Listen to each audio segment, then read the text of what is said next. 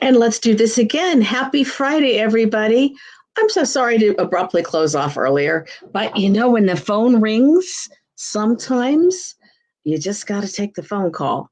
And we hadn't connected yet, so I had to take the phone call and leave. But Deb will be back on, I do believe, and we will have ourselves a show. And there she is. Let's see. Make yourself live, my friend. Press the go live button. I don't have there. There I you am. are. Oh, welcome. Thank you. And this works so much better. Technology is a beautiful thing, is it not? When it works, it is. Yes. So welcome to Friday. Welcome to us. We've got all the headphones, so no more ringing back. And we're ready to rock and roll. How has your week been? Speaking of grief chat, That's why I asked. I know. So this is an interesting thing because now I've joined the ranks of not being able to say goodbye in person.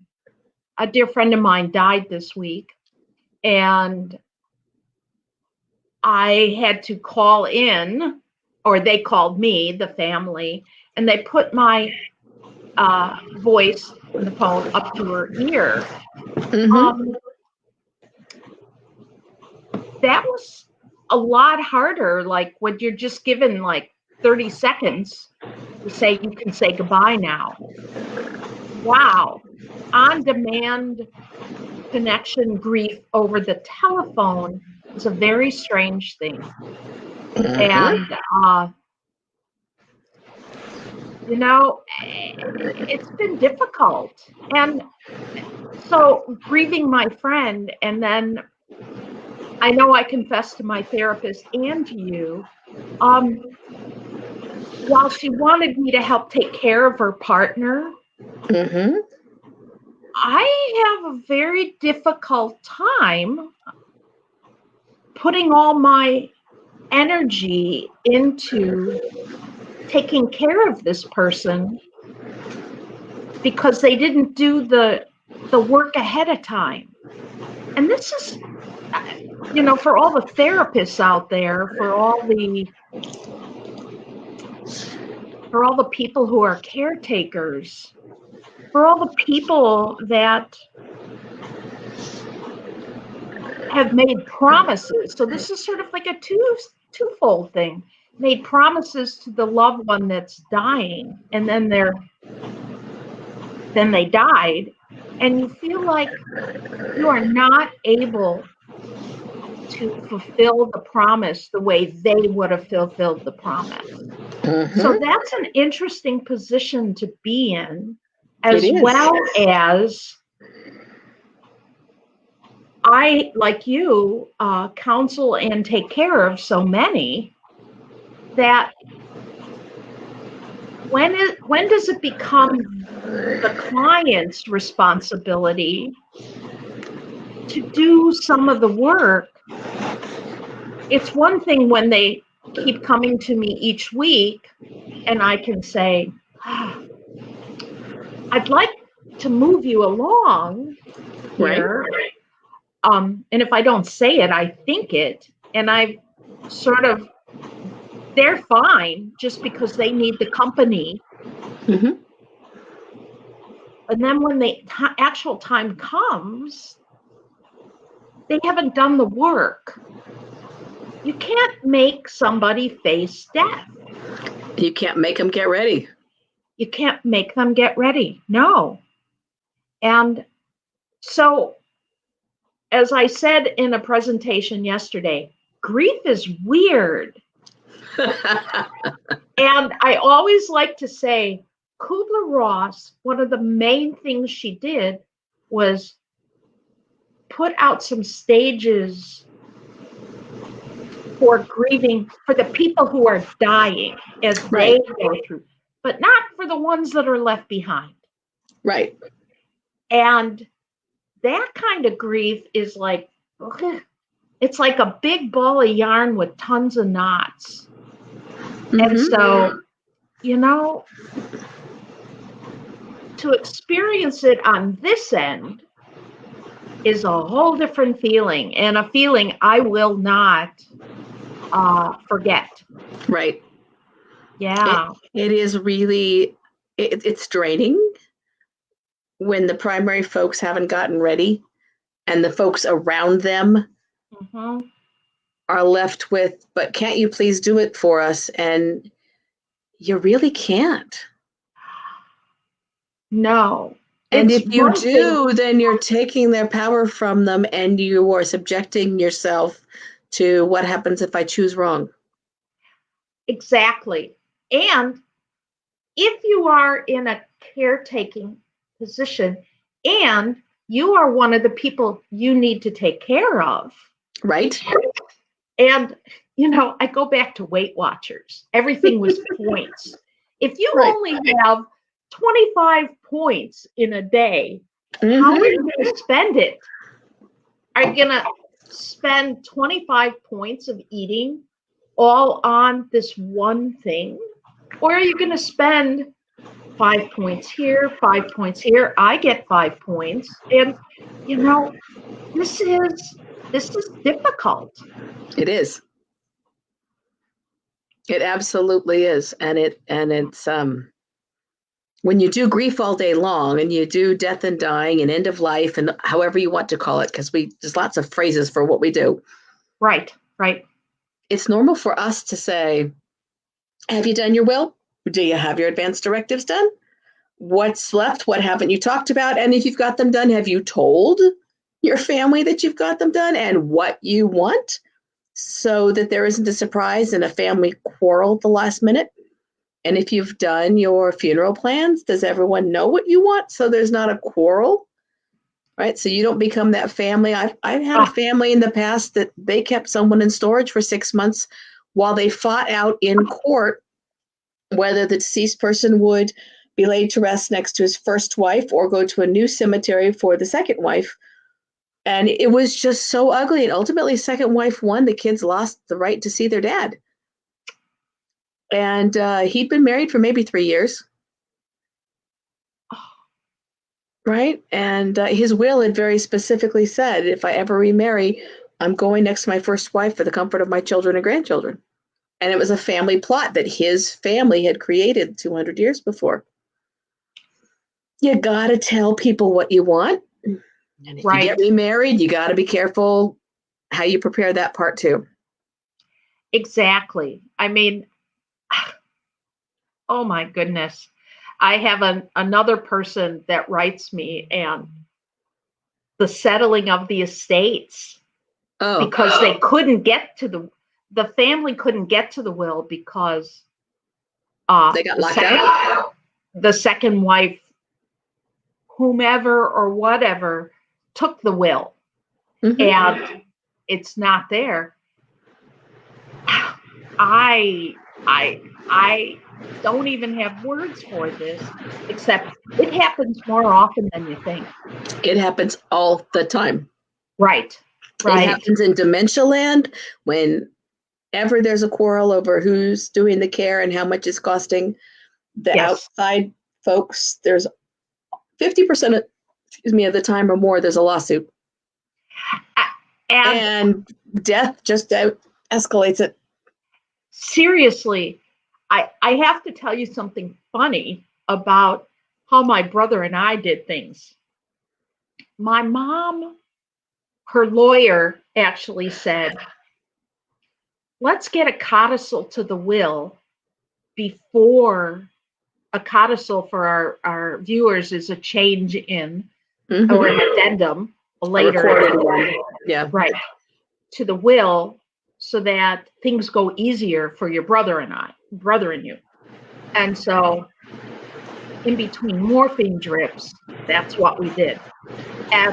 But the humorous thing is, just to annoy our mother, my mother had a big wall with tons of knickknacks, expensive knickknacks, and things in her family as well as whatever. The tchotchkes. The tchotchkes, lots of tchotchkes. In fact, she didn't just have one huge glass cabinet. She had another littler cabinet. So she would be on the couch, and my brother and I would look at these tchotchkes, and neither one of us really wanted them. But we said, you know, Mom, when you die, I'll take this. And then my brother said, I'll take this. And then I said, I'll take this. And he said, I'll take that. And, you know, I guess it gave her pleasure, even though we were sort of being facetious. Right. And then when she died, we stood in front of there and said, okay, we know what we're doing. And we just it's done. cleared those cabinets out. Mm-hmm. Not a lot of families do that. And I think about my single, no kids friends. In fact, my girlfriend wrote me today, SNK, she said, single, no kids. No kids. And, you know, grieving and being a single person, especially a single woman, that's a grief in itself. But when you're like that, you have to get your shit together. Oops, I said that online. But you really do need to get it together. Yeah. And another friend of mine with no kids of his bio own, there's a Yiddish expression called haken mi a chainik, which means rattle your tea kettle. Rattling my tea kettle. I would say, did you finally do this? We show up in the ER and we got no rights with you. Right. We need some stuff. Go ask your girlfriend. Go do this. Show me the paperwork. So to everybody listening, if you don't have something, even in your 40s, I mean, you don't always think about it in your 30s, but if you have children, you should be thinking about this ASAP. You should have it in writing if you've got kids. In writing. Who's going to take care of your kids? Right, because somebody's got to inherit them. That's right. Who's going to do that? Who's going to tolerate your kids? Not only that, what about the step parent? Yeah. What about the step grandparents? What about I'm telling you, it is more complicated than any. Even Anderson Cooper has done this with his ex, you know? Right. He's got things in place, and he's a young gay cutie. Right. And he's got a kid. It's all done. And his mother was Gloria Vanderbilt. Right. Who wants to argue? With the Vanderbilts? With the Vanderbilts. Oh my gosh.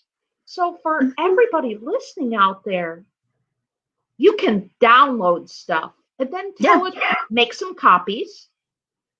At least in this area, Daryl and I are either power of attorney, medical power of attorney, or at least second in executing that if the first can.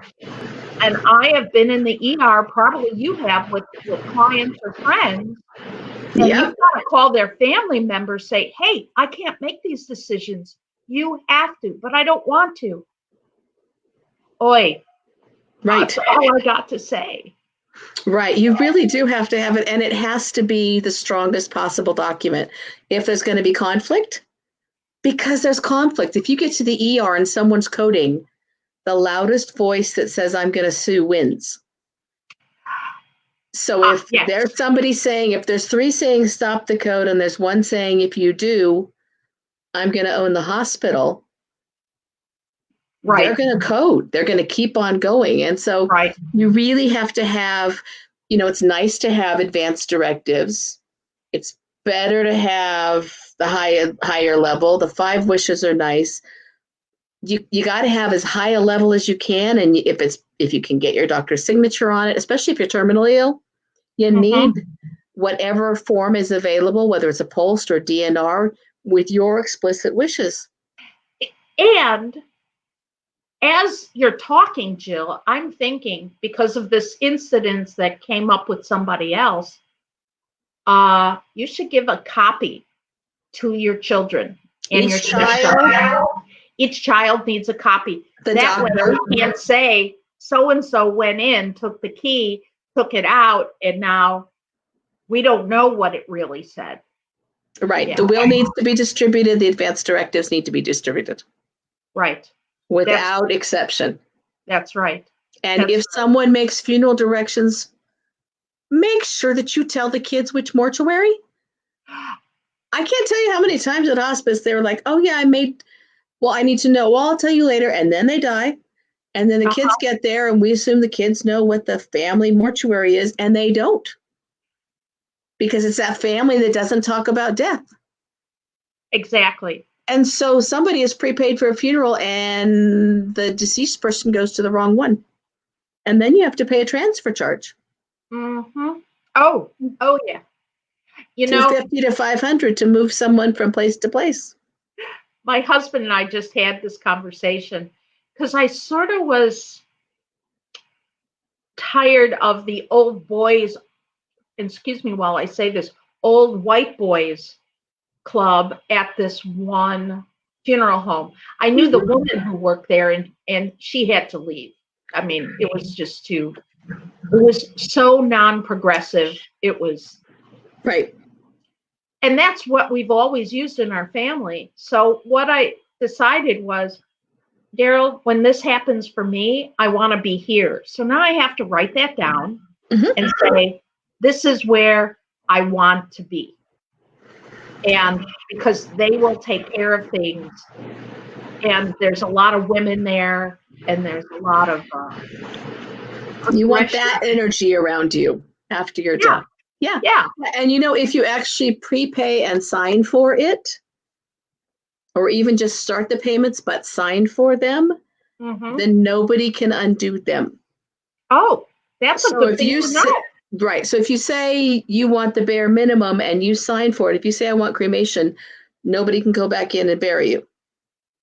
That is great. And that's something he and I will talk about. Right. Lots of people will far into the future, like we need to get this together. Yeah. Lots of people say, well, the kids, if it's not written and you haven't taken care of it, and you're saying, it's cremation, 51% of them have to sign. So no matter where they are, that document has to get to all of them and then get back to the mortuary before anyone can make plans. Right. It's just the business of death, and death is a business, just like buying a car is a business, or exactly. Being in church is a business. There's business aspects to it. And you can have fun with it. That's where I put in, I want Pop Goes the Weasel, and what doesn't kill you makes you stronger. That's as I'm coming and going, right? You can have fun with it. Mine will be, if I couldn't have popcorn in life, I'm going to be buried. No, not buried. I want popcorn in the crematory. Yeah. It doesn't actually pop, though. It incinerates because it's so hot in there. Because it's so hot. Yeah. But it's the thought that counts. It is the thought that counts. No fireworks, please. No. Oh. No fireworks. No. Yeah. No. But we should. And on a plane with fireworks. So you shouldn't have to go into a. No, you don't want to go in a retort with that stuff in there. You don't want to hurt the retort staff. No. But you can plan things like, I want the flowers to be this color. You can do as little as, I just want this, or as much as who all the pallbearers are supposed to be. Right. And you can set the tone for your service and make it so that your family doesn't have to do the work, and your will should do the same thing, and your advance directive should do the same thing. That's right. So that's, people say, I don't want to be a burden, and yet they don't know what kind of burden this is. And the only thing I changed for when my mother-in-law died was she had, and maybe I said this before, but she had this dress picked out, and Daryl brought that dress, and I go, I have dressed your mother for so many weddings and other things. I'm not going to let her wear that either. She'll be buried in a more mom thing. Yeah. Yeah. I've seen families get into knockdown dragouts over the clothes in the casket, even for a That's closed right. casket. The That's clothes right. that the person leaves the house in causes chaos. Yes. So if I'm the one who's working with a family to coach them through the dying process and then the initial stages of grief, it's going to be all about, you're going to nail all this down, and the person who's dying gets the biggest vote. So if they say they want to leave in the Angels t-shirt and socks, that's how they're going. That's how they're going. Yep. Exactly. And we should have that stuff done, so that way the family in the middle of what is not even arguably one of the hardest days of their lives, they don't have to do it. It just becomes automatic. Okay, the clothes are there and they're labeled, those are there, that's there, done. Mm-hmm. Something else that I've seen pop up in other grief groups.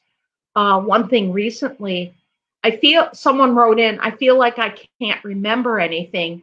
And I don't know if it was a mom or a husband or something, died in August.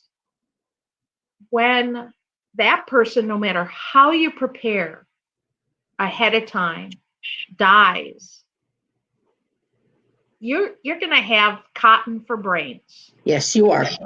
And it's so much easier to just do little check-off lists. This is what. And it's so much easier for your children, Right. for you to take that decision out of their hands. Mm-hmm. And, and it's things like even just choosing the speakers, assuming you know who's going to be alive by the time this happens, right? But at least right. give a list and say who you don't want. If there's people that you know who are going to get up there and cause division, because if you know those people are going to pressure your kids, Right. then take it out of their hands and let the mortuary say no. It's already written. Mortuaries are your friends at moments like this, because if you've got it written down, then you as the family can say, the mortuary has the instructions. We didn't make these decisions. Right. Let You them do want it. to be able to, yes. Let them set up the flowers. Let them set up everything. You know what? Just don't choose. If you're going to choose the most expensive casket, make sure you pay for it ahead of time. Don't leave that on them. Right? I don't know. I don't know by you. Last I heard around here, cremation is like $7,000. Depends on who's doing it. Okay. Why And it is it? depends on if you're interring at a cemetery or just doing cremation. And if you're doing cremation plus a service, it's Right. you want to, in my humble opinion, you go to a small family-owned mortuary. Mm-hmm. And you interview ahead of time and you go look to make sure because if you're going to do the service there, you want to make sure it looks like something your family's going to be comfortable in. Right. Right. And then if it feels like it's changed hands and it's now corporate and that's not where you want to be, scooch. Corporate owned facilities are going to charge far more in general. Right. Than the small family owned ones. Right. Mm-hmm. But you can there's families who say, well, if we do cremation, we can't have a service. You can do a cremation and have an embalming and a viewing in a cremation casket where the actual cremation container slides into this rental casket that looks like a beautiful oak casket, because it is. Mm-hmm. And then for the cremation, the same box that they are laying in for the visitation is the one that they are cremated in. Right. It is dignified, it is safe, it is secure. Right. Exactly. And really you can do the compromise for what the family needs. Right. And it just amazes me. And like I said, as we started off, I am not able to honor my friend's wishes. Right. Because they together and her boyfriend or partner has not done any of the work. And what do you do? And I know we got on late, so we're going to stay on late and we're going to repost this, so don't. But having that conversation is important. Writing it out so that people have it, because just like in both our professions, if you didn't chart it, it doesn't exist. Right. It's the same thing. And it's talking about your mortality is just as important as talking about a birthday party. It absolutely is. Yeah. Yeah. And you can't avoid it. We all leave the same way. Exactly. On our backs. So we might as well talk about it, laugh about it, be part of it, embrace it. Embrace it. Go to some death cafes and hear people talk about it, because they're fabulous for that, and they're online now. Mm-hmm. But learn about it so that you can make the decisions, but share the decisions, and make sure those documents are everywhere they need to be. Right? Absolutely. As Absolutely. you know, as I shared before, a couple weeks ago, I had surgery recently, and I updated all my advance directives. And by the way, hospitals frequently, if you're near a Kaiser System hospital, they have a beautiful folder you can go grab for free. And it has all the stuff to have all the talks. Mm-hmm. But I did all my advance directives again. And at the hospital, they made sure they scanned them in, that they handed the originals back to me. They made sure that I had already left them at home and with somebody else. And it covered everything from what's my favorite kind of day, so that I could then talk about how I don't want to be on extended life support. And if you're listening and I'm on extended life support ever, come turn me off. But it also talked about what kind of service you want. And you can do that for your family. Mm-hmm. And then you don't put the Debs of the world in a place where they can't do what needs to be done.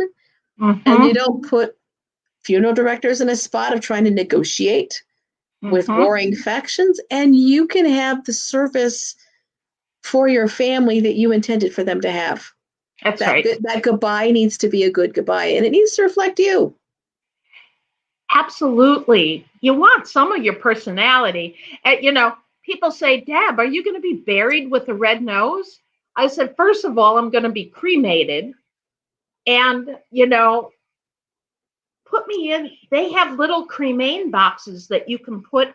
You don't need a vault. The box is made of marble or something. It's a vault in itself. And just put it in the ground. I want to talk about, quickly, speaking of cremain boxes, everybody, when you get cremated, you're in about a 5-pound bag. It's sort of 3 to 5 pound sack of flour. That's how big you're talking. And then they stick it in a hard plastic box. Hard plastic, or however they do it. If you can buy from the funeral home, if that's your wish, ahead of time, or you could buy from Pier 1 isn't anymore, but you could go to Home Goods or anything and put them in. Put yourself in there. But I want to talk about a mom who had to bury her son. He was 16 when he died. And we were talking about the cremain boxes, and I said, what was his favorite thing to do? She said, Legos. So they built an urn out of Legos. That's awesome. And I have a picture of it because, wow. Right. So if it there should is be something, who you are. and even if you don't have that directive written down what to put you in, I am saying to all the families, do something that is meaningful and fits in your budget. And it's an urn. It's okay. And when the time comes to transfer that urn someplace, whether it means spreading the ashes, whether it means, Right. I just talked to another good friend. She said I could say this. she said in this one closet, there's several boxes of cremains of family members.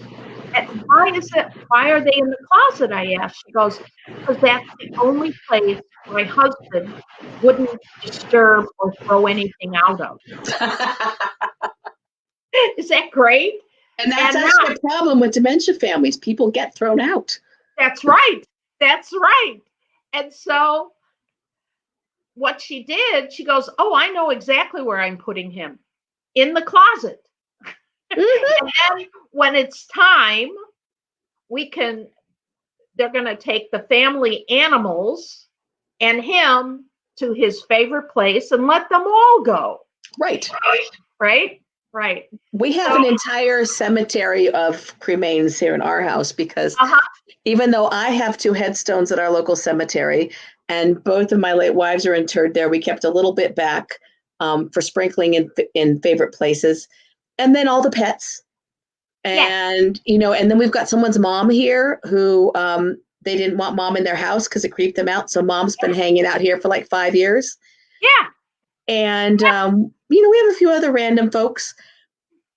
I'm not disturbed by them. All the pets are now on the hearth because there were too many of them and they needed someplace to go. The 2 most recent are on my side of the bed. But yeah, we have like a small city of those who have gone before us hanging around our house. Yeah. I'm okay with it. I know. But I have learned when someone is dying and you don't know where somebody is and they're supposed to go in the casket with them, you look for the men in the garage. 90% of the time they're on a shelf near their tool bench. And I know that sounds sexist, but that's where they are. That's great. That's where they get shoved, in the garage. And moms are usually in the closet and wives are usually in the closet. It's helpful if you buy an urn that you tell someone what the urn actually looks like, because it may not look like an urn. It may look like Pier 1. I saw the most beautiful urn at my girlfriend's house. Mm-hmm. It is a koan, like a Buddhist, and it's gorgeous. And she showed us where the hole is. Yeah. I'm like, oh my goodness, I want to be buried. Who gets jealous over urns? But I was. Me. I saw a blown glass one that was just delightful. Oh my goodness, I know. Right. But that's people like you and I. So right. And that's where if we can get people to think about it and smile about it, we'll get somewhere with it, right? Right. Oh, hey, Paul, nice to see you. I didn't even see that comment. I'm glad you're here. Oh. So we will be back on next week on time because I will not have to disappear to go take phone calls. It's a Friday. It's a Friday. It's how it is. That is how it is. And we will have all of our equipment again and be all ready to go.